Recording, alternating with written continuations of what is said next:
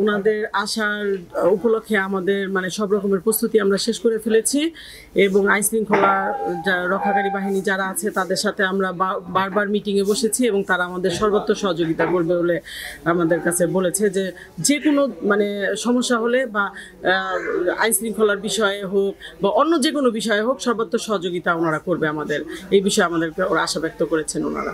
ঢাকার পরে কিন্তু গত বছর জুলাই মাসে নরসিংদীতে সবচেয়ে তীব্র আন্দোলন হয়েছিল।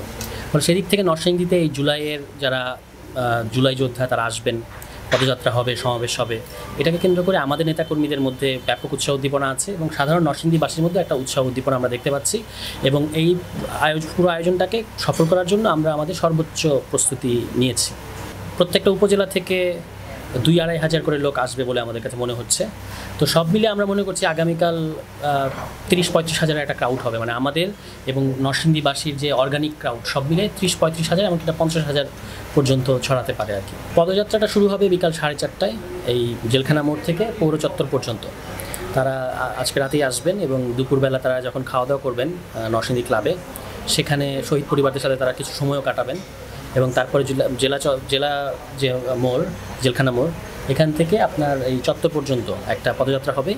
5:15 থেকে আমাদের মূল সমাবেশটা শুরু হবে এবং সেটা 6:30 পর্যন্ত চলবে।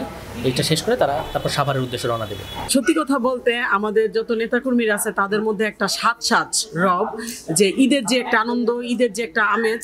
এবং আমি নরসিংদীর সব জায়গায় দেখেছি বা কথা বলেছি, আমি বিভিন্ন ধরনের মার্কেটে গিয়েছি, কথা বলেছি বা আমাদের কোর্ট প্রাঙ্গণে সবাই মানে এই বিষয়টা খুব এক্সাইটেড যে তাদের, কারণ তারা জুলাই যোদ্ধা, তাদের সামনাসামনি মানুষ দেখবে, এই বিষয়ে তাদের ভিতরে একটা ঈদের মতো একটা আনন্দ তারা মানে অনুভব করছে।